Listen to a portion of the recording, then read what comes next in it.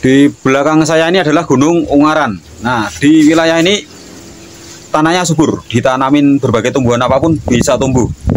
Nah, dari tanaman-tanaman atau tumbuhan yang bisa tumbuh tersebut bisa menghidupi warganya, orang-orangnya.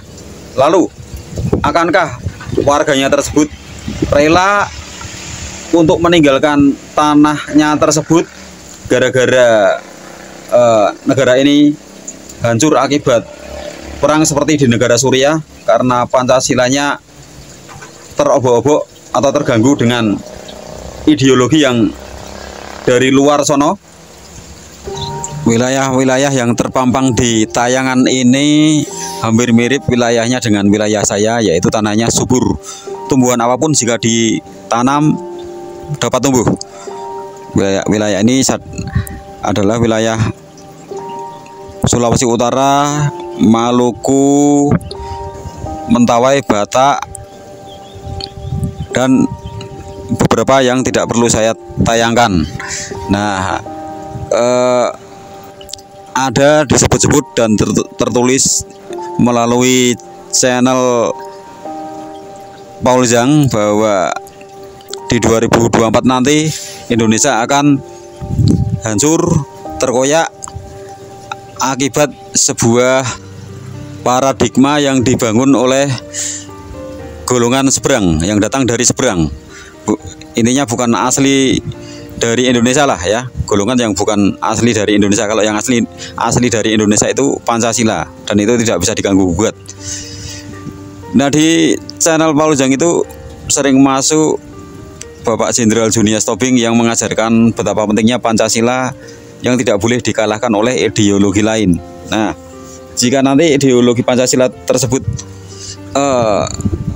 kalah dan tersingkir dengan sebuah ideologi yang bukan pribumi, bukan asli dari situ, seperti halnya yang di negara Iran, negara Suriah, negara Afghanistan, nantinya Indonesia ini bisa jadi akan mengalami perang saudara seperti yang ada di sono. Lalu akhirnya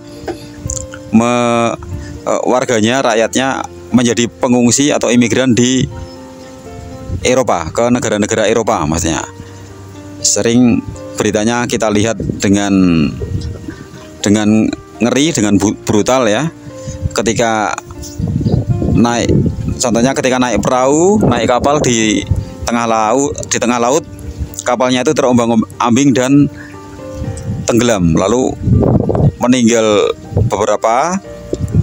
semua, atau mungkin ada yang hidup sedikit ya, karena ingin mencari damai, mencari hidup tenang di negara Eropa. Karena di negaranya sendiri seperti Afghanistan, Suriah, dan Iran itu dikoyak perang. Akhirnya orang-orang kayanya pun yang dari negara-negara itu, Afghanistan, Suriah, Iran, juga terpaksa harus mengungsi. Nggak cuma yang miskin doang. Kalau yang miskin sih enak ya, karena nggak punya apa-apa, mungkin punya banyak masalah, jadi pengungsi saja ke negara Eropa. Siapa tahu hidupnya bisa lebih baik, lebih tenang, lebih sejahtera, lebih makmur, lebih aman, lebih damai. Intinya begitu ya. Apalagi yang kaya tentunya akan melakukan hal yang sama.